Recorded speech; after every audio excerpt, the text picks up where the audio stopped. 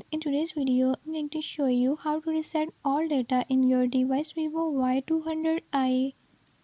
In this video I'm going to show you how to factory data reset. But before we get started, don't forget to hit the subscribe button and ring the notification bell. Make sure to watch complete video and learn I can do it. Let's watch the video.